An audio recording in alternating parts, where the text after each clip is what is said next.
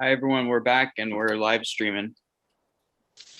Okay, we'll call the meeting back to order. And do we have any announcements?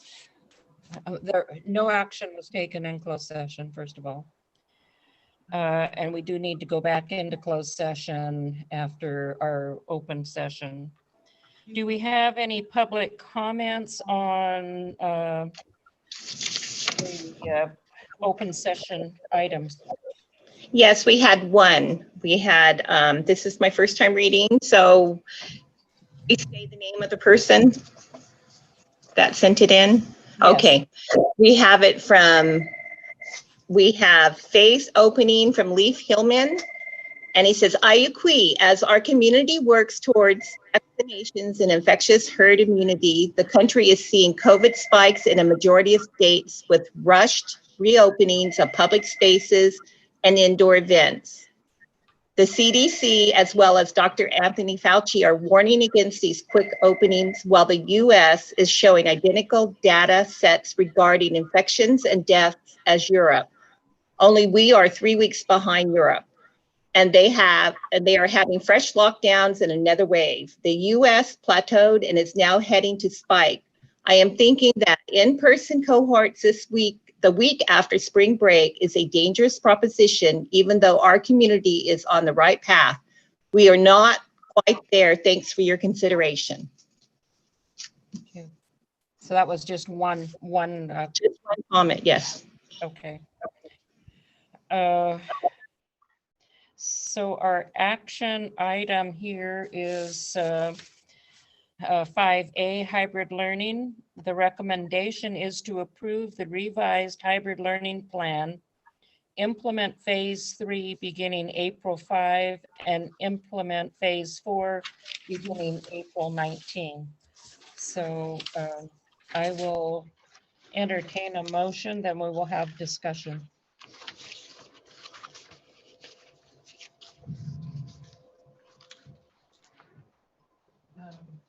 This is Carrie Waddy. Yes. Can you hear me? Yes. I move that we approve the revised hybrid learning plan, implement phase 3 beginning April 5th, and implement phase 4 beginning April 19th. Is there a second? I'll second that. This is Debbie Myers. Debbie Myers, second. Okay, discussion. Have discussion. Let's start by reading what phase 3 entails and what phase 4 entails, so that we know exactly what it is we are looking at. So I'll go ahead and read. Phase 3, on-campus cohort instruction for targeted grade levels. Participation requires educational agreement. School sites must adhere to the district-wide schedule. Transportation services will be provided by the school district except Orleans. Distance learning option remains available. Students will be assigned to stable cohorts, number of students based on capacity, while meeting physical distancing guidelines not to exceed 14 students. Cohorts will be assigned Schedule A or Schedule B. Schedule A attends on-campus instruction on Monday and Tuesday. Schedule B attends on-campus instruction Thursday and Friday. All students are provided distance learning instruction daily to meet the minimum daily instructional minute requirements. The high school will establish stable student cohorts and run study halls in each homeroom. The district will make efforts to provide the most inclusive learning environment for students who receive special education services. The in-person schedule, the site, Trinity Valley Elementary School, TK through 8th grade, in-person classroom time, 8:30 a.m. to 10:25 a.m. Hoopa Valley Elementary, K through third grade, 8:30 a.m. to 10:25 a.m. Orleans Elementary, K through third grade, 9 a.m. to 10:55 a.m. Witchpeck Yurok Magnet, K3, 9 a.m. to 10:55 a.m. Jack Norton Elementary School, K through 8th grade, 9 a.m. to 10:55. Hoopa Valley High School, 9th through 12th grade, 12:05 to 2 p.m. Captain John Continuation High School, 10 through 12th grade, 12:05 p.m. to 2 p.m.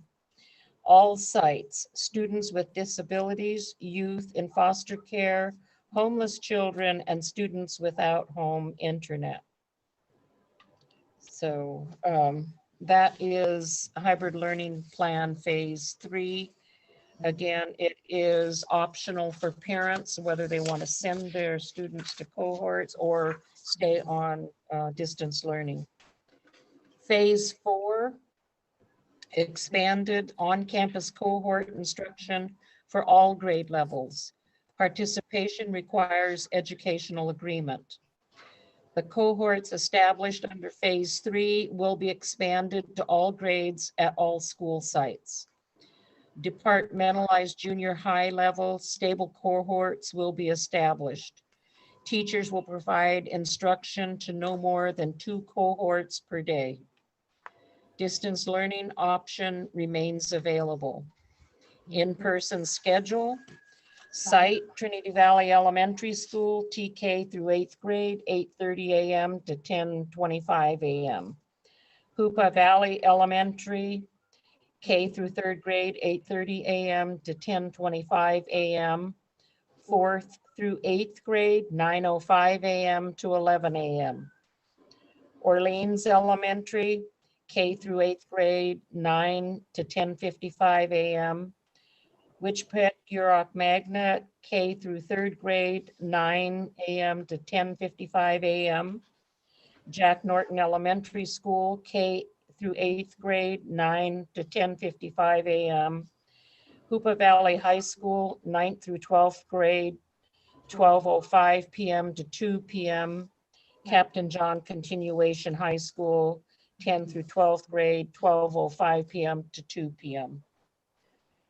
And I would like to just mention that the busing schedule not being available for Orleans, I believe is because of a driver shortage. I believe that's the case. Jen can confirm that. So I want to put a shout out for more bus drivers. We do train. Jen? I have a question, Arlene. And yeah, and Can then you about refresh my transportation. memory? Oh, sorry. Question. I just wanted a confirmation on Yeah, the bus. Is that what you're addressing? I was, and Missy is on, and I think she Oh. would be able to be, I think that the way that it worked out was, I don't know that it was because it was specifically a shortage. I mean, certainly, but there's parents that have been driving kids to their to their small group appointments. I think Missy could better address that. Miss, if you're talking, we can't hear you. Hi, thank you. Hi there. Hi. So it sounds like we're on the topic of Orleans transportation. There is a couple of things that Orleans does have. What happened is that there is a shortage. We're 7 positions short for bus drivers. So yes, we definitely need those. But it is also a community that has for the last 2 years, we provided a bus up there and we would only go to transport 2 to 3 students home. So what happened was the community was a great community and they continued to transport their own students. And so that kind of took the bus out of running up there on top of the shortage. And so this year, when we talked about it, it still came into place that it wasn't still needed there. so it didn't, that is where we kind of stood off of that. So there's two things. It's the shortage, and it was the community was really good about transporting their own students. So what we did last year was we put a van up there, and the van, I drove it for like 5 months, and I would only go and take home 5 students. And so we left the van there, and the van started transporting the students home in the afternoon as it was needed. So that's kind of what happened there. And then this year when it came up, that is still the situation of where talking with the principal and stuff, that the need still wasn't right there. So you guys are not forgotten by all means at all. And if we can make things work, we definitely want to. But right now we do have a van there, and it is able to help service the students. Okay, thank you, Missy. you. Martha? So my question, and I think I had this question answered once before, but refresh my memory why Orleans and Hoopa Tree in phase 3 only go to 3rd grade for cohorts. So the original plan, Martha, was for all of the elementary sites to go K3, but that was when we developed the plan, you know, December when we started rolling it out. So we allowed each site to really do a kind of a self-assessment about readiness. So they needed more time. They wanted to do it in those 2 phases. So it's going to be kind of the original plan of doing the K3. And the K3 was selected because this is going way back to when the governor said, I want to have these in-person learning opportunities and grants. And he said, you got to get K2 students back. And we said, okay, well, K3 kind of breaks it up nicely. So it's really just allowing for the site readiness to really, for us to be responsive to that. So they just wanted an extra week, get their K3 students on campus, and then bring in their older students and break it up into 2 different weeks, just to, you know, to get the little guys a little more time to get familiar, have a smaller footprint of students on campus right away. The sites that went for K8 established that they were ready to take K8 students at this point. Okay. Okay. Now, I have had questions brought up about the funding from the state. That is this opening now correlated with the maximizing funding from the state? Jen, maybe you can. Well, I've been troubled by that question, that the state does not give us a number. You know, we have to have our minimum instructional minutes, which is combination of in-person and distance. So hybrid learning really does count as being open.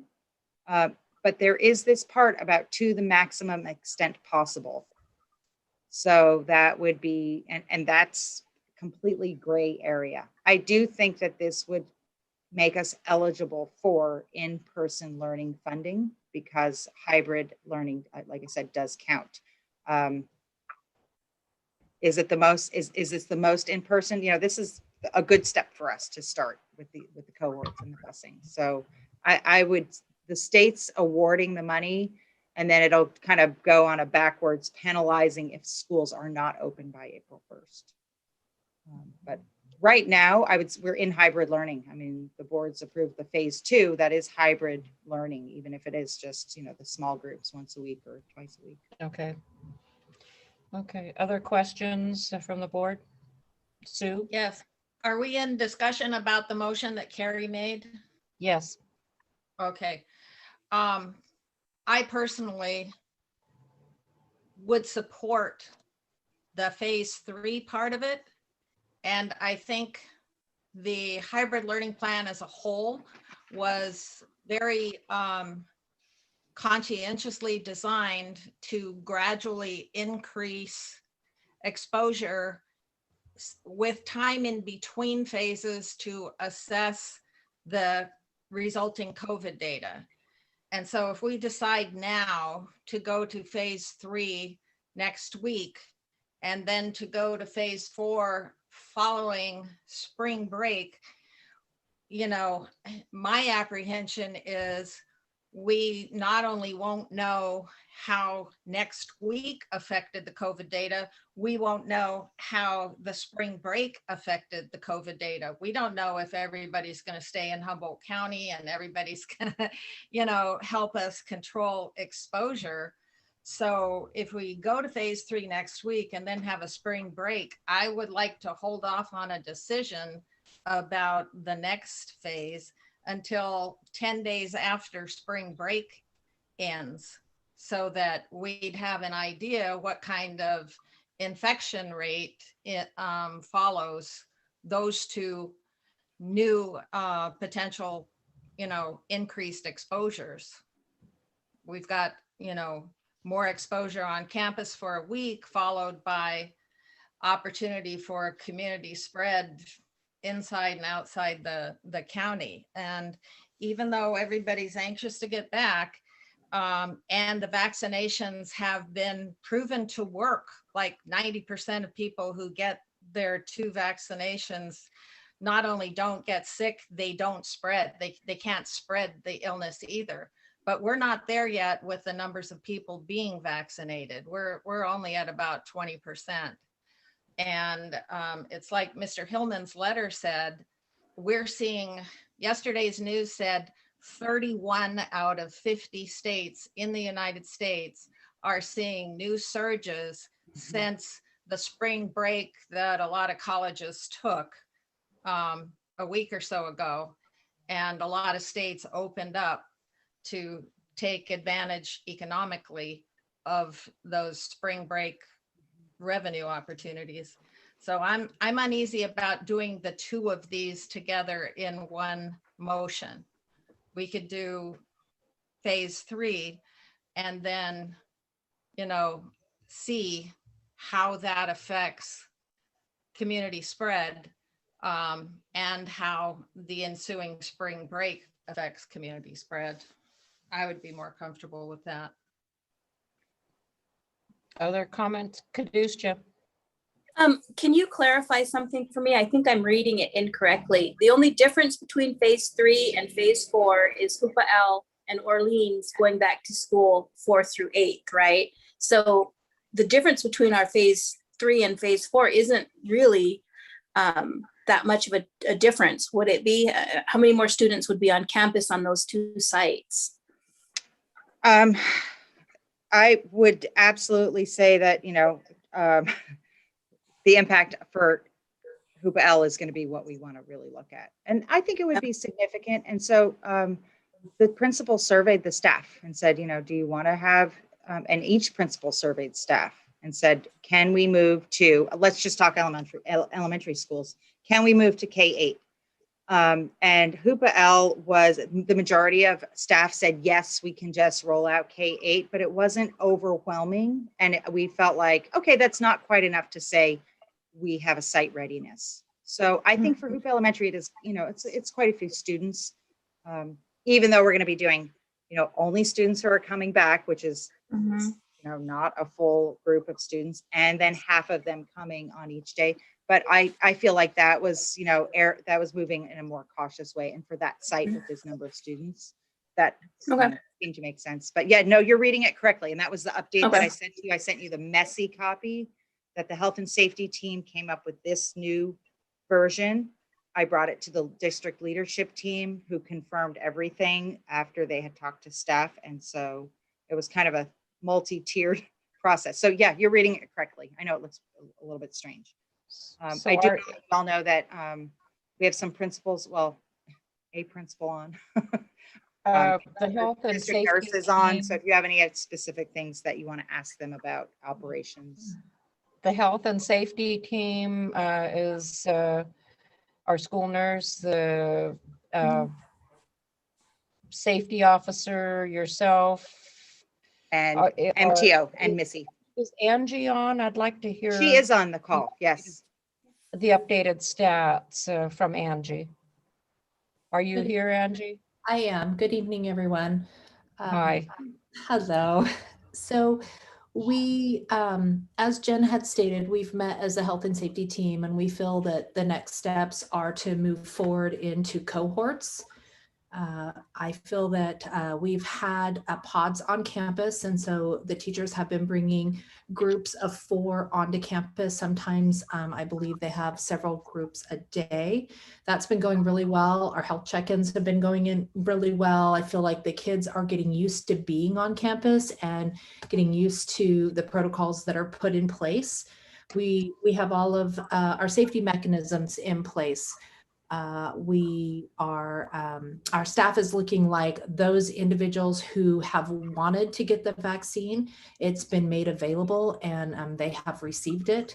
The mass clinic that happened in Hoopa was wonderful for the community. And I think those staff members that weren't able to make it to the coast for the vaccine clinics were able to make it to that clinic. So our level of protection is increasing with the time that goes by. A lot of our staff are fully immunized. They're 2 weeks out from their second vaccine. So right now we're looking at about 7 active cases in Hoopa, and no new cases in the last 2 days. I haven't seen, today's report hasn't gone up. I haven't seen that. But Sunday and Monday, we had no new cases, and we're still at 7 active cases. So that looks good. I have all of my kids off of my, my quarantine and isolation list. So all of our kids that were on, we had up to, I think, 40 at one point. They've all been released from quarantine or isolation. So I'm really happy about that. That's really positive. We're at a 5.3 per 100,000 rate.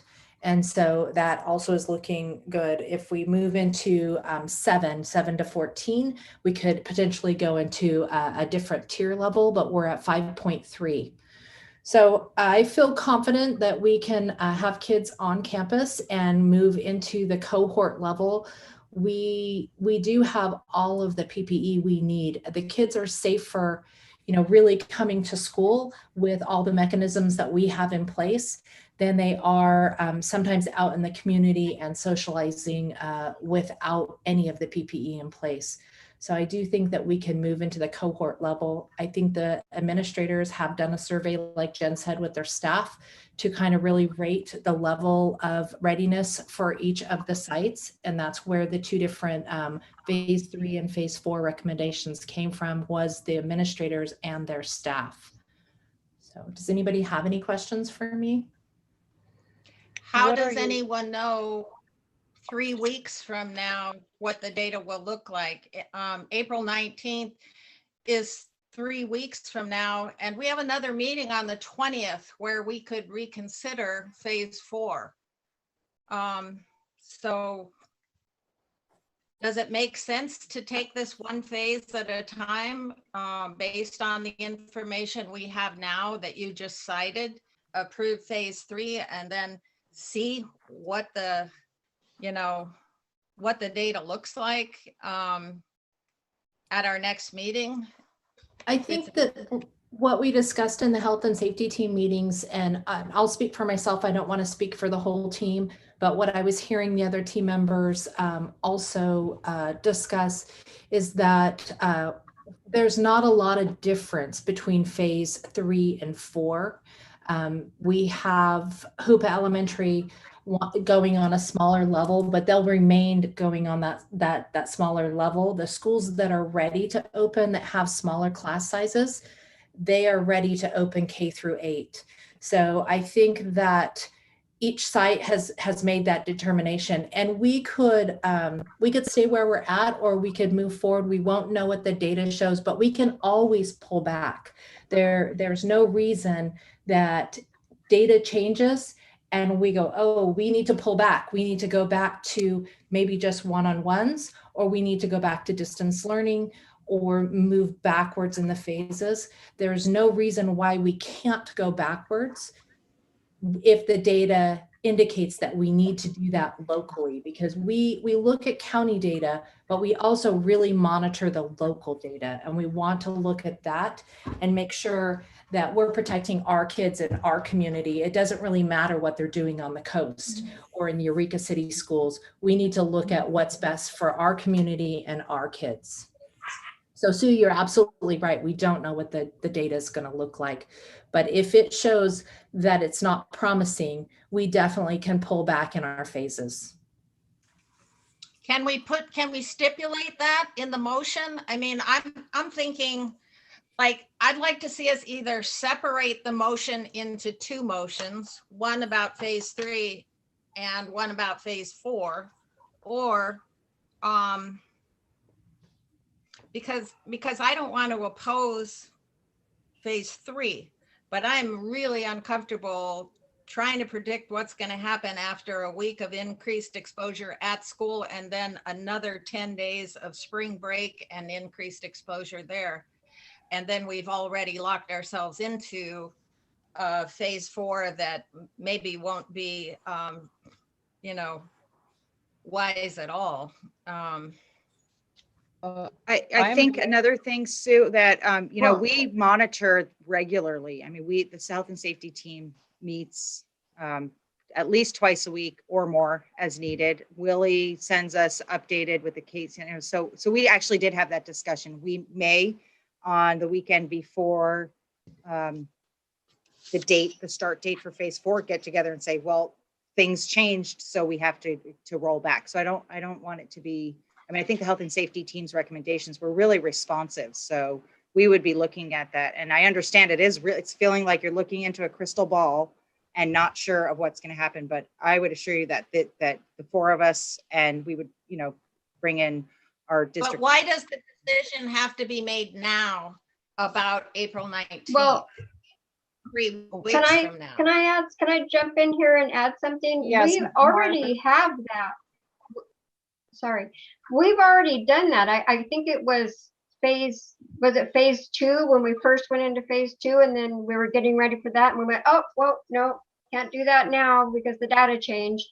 So that's already our plan. I think the idea of us approving moving through the phases was that when we were ready to move into them, we didn't have to have a special meeting to do that.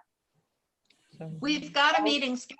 That's my understanding. One of the things that I think we need to keep in mind is what Caduce just said. The only difference between them is Hoopa Valley and what was the other?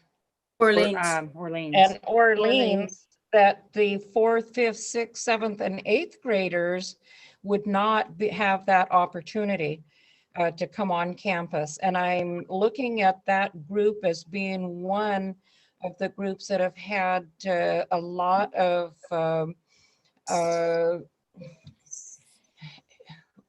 it's wearing on them mentally. They're getting discouraged, becoming couch potatoes, don't want to do anything.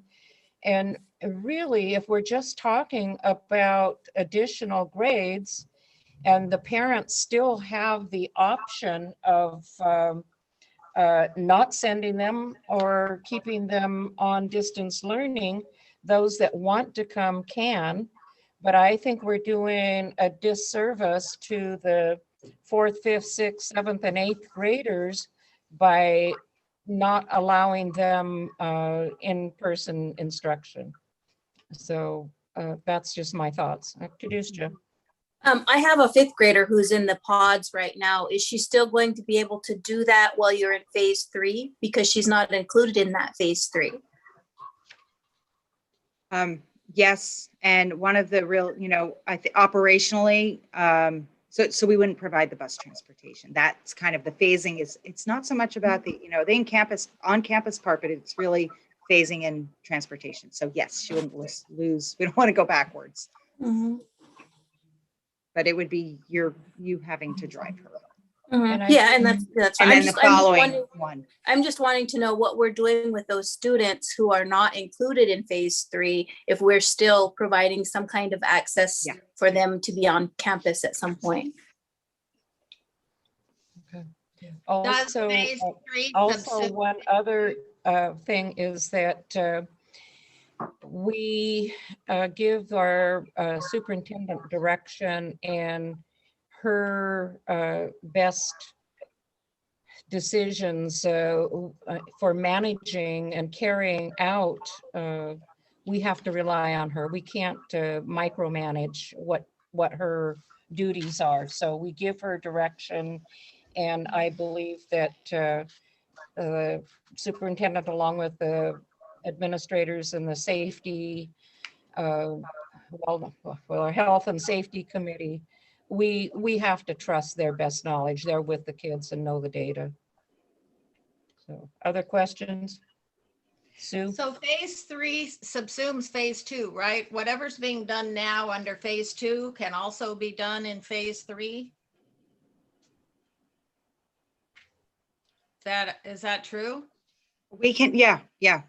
And that would be the local scheduling. So we would, this is kind of the, Phase three then expands on phase two by enlarging the numbers in the cohorts up to 14, right? no, if I'm sorry, what's your question? Yes. So, Phase Sue, phase three goes beyond phase two by increasing the size of the cohorts from 4 or 5 to 14, right? Yeah. So currently we have we're telling that the recommendation. So, I'm looking at Jacqueline, she's at that school site, they've got, teachers are scheduling with the administration for groups of 5. So yes, the size, the number of kids in a classroom at a time would move into that cohort model, which is up to 14 is what the state's allowing cohort models up to 14 and those limitations are there for the purple, counties in the purple tier. So we wanted to maintain that as we had started looking at it a long time ago. So yeah, it would possibly double the number of kids, which is going to double the increased, the in-person learning time. I don't have any cohorts. You just. Yeah. I'm like, oh, can I? Okay, thank you, Lorley. I don't have any cohorts that large. My cohorts are kind of sitting anywhere from like 6. I have a class that's really small to like 12.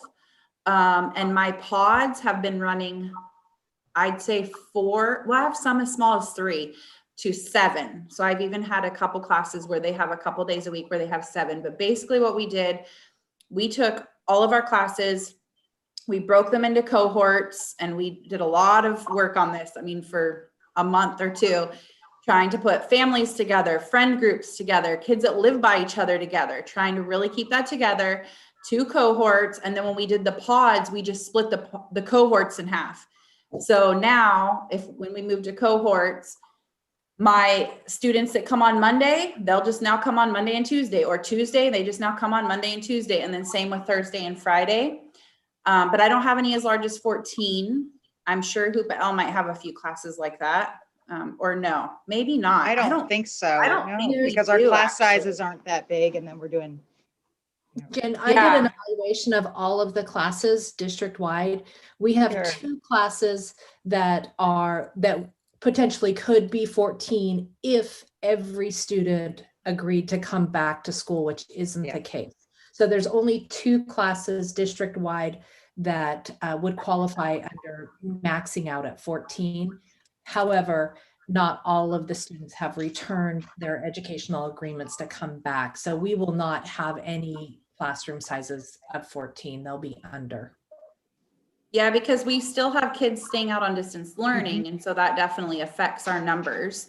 Also at my school, out of 178, I think is what I'm running right now, only 19 are planning to stay on distance learning. However, when we opened up the pods, my numbers were kind of low, and I was like, what, and so after I started calling some parents and talking to parents, finding out that they're really waiting for that transportation piece because many of them work and they just can't do 8:30 drop off, 10:30 pickup. And so I have quite a few families that when we do this change and we include the transportation are going to be able to participate. So that's really exciting.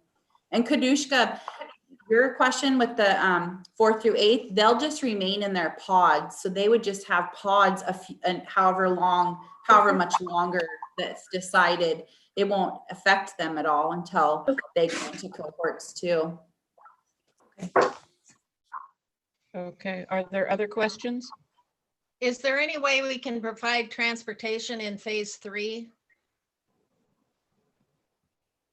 It is in phase 3. Except for Orleans. Okay, then,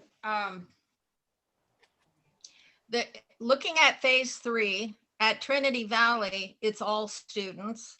At Jack Norton, it's all students. At Hoopa High and Captain John, it's all students.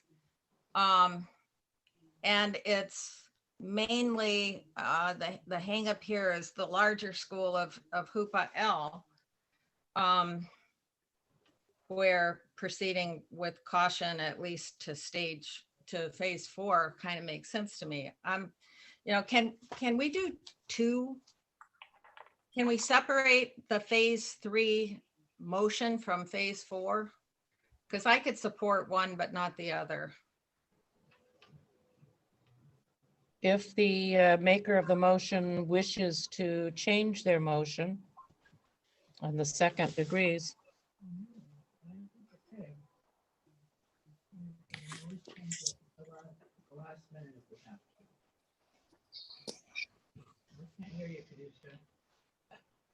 I have a question. Right. So if this motion passes, though, if this motion doesn't pass, then we should restate the motion, right? Yes. Where's Carrie? I'm not She's hearing. muted. Oh, Carrie, we can't hear you. Yes, Martha, we can, that's what I just got through saying. If this, I'd like to take a vote on this motion, and if this motion fails, then we can restate the motion to what would work for somebody else. Okay, so any other discussion before we vote? Okay, let's go here then. Motion is to, the motion is to approve the revised hybrid learning plan, implement phase 3 beginning April 5th, and implement phase 4 beginning April 19th. So I'll do the roll call vote. Martha? Yes. Debbie? E. That's a yes. Rob? Yes, I approve. Kadusha? Yeah. Lauralee, yes. Sue? No. Carrie? Yes, Okay, the motion passes 6-1.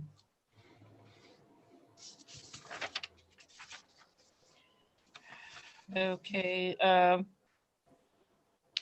we have, where's my page 2? My agenda.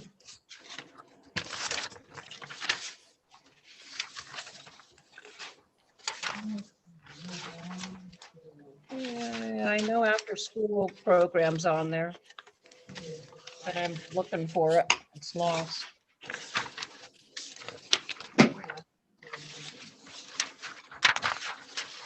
I'm looking for the agenda part. Yeah. What the Yeah, recommendation? it's there, Lauralee. Could you read what the recommendation? I can't find page 3. Their recommendation Oh, there it is. I is just thought to it was- approve it. Okay, the recommendation is to approve the after-school ASES reopening proposal. It was so small on the top, I thought it was just heading.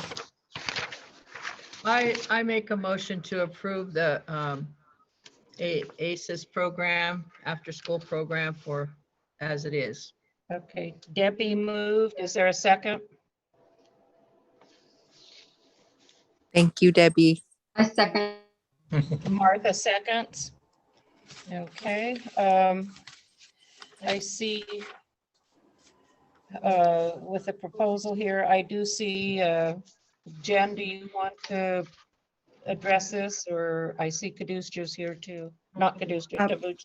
Yeah, Tavucci's here. I can, just in general, the ACES program is expected to open, it's a CDE funded program. It's expected to open when school opens, just in a normal year. Tavucci provided the plan with just, an attachment of the schedule. It follows all of the health and safety guidelines. I would actually say it's pretty conservative. So Tavucci, do you have anything that you wanted to state in addition to what was in the written proposal? Just, thank you for supporting the after school program.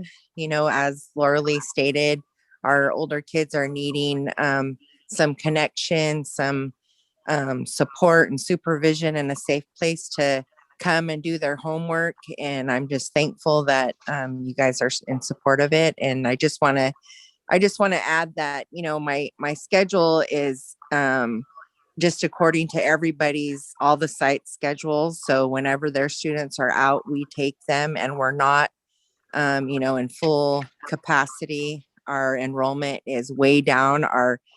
We're not even at half of our normal enrollment numbers, and we have a huge waiting list, but we're doing it safety wise. And so keeping our numbers very low is how we we did it by first come, first serve. So whoever turned in their applications, they got stamped, time dated, and whoever, got theirs in first, that's who we were able to enroll. And we do have a wait list. So I appreciate it, and I'm thankful. That's it. Very good. Thank you. Any discussion?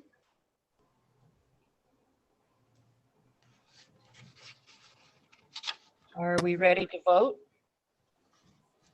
Yes. I don't see anyone with a hand up for discussion, so I'm good. let's vote. Carrie, Is she on mute again? No, Carrie, not on mute. No, Carrie. I didn't. I just adjusted my glasses, Laura Lee. no, we're voting. Are you improve? Are you? Oh, favor? we're voting? Did somebody make a Okay. motion? Yes, I did. Yes. Okay, sorry. Yes. I. Okay, so Carrie was yes. Sue, Yes. Laura Lee, yes. Caduceus, Yeah, yes. Rob, Yes. Debbie, Yes. and Martha. Yes. Yes, okay, motion passes 7-0. Yay. No Juan for Allah, Waklao. Okay, we need to go back into closed session. We have one item to deal with yet. I don't believe there will be any action taken. So some of you, if you want to tune out, that's fine. I don't want you to sit there and come back all that time and come back and no action. So can you tell David we need to go Yeah. back into closed session? And Okay, David, we'll just the send you- board, not me. Okay, we'll send you right now. Laura Lee, you'll text me when you're done. Yes. Okay, thanks.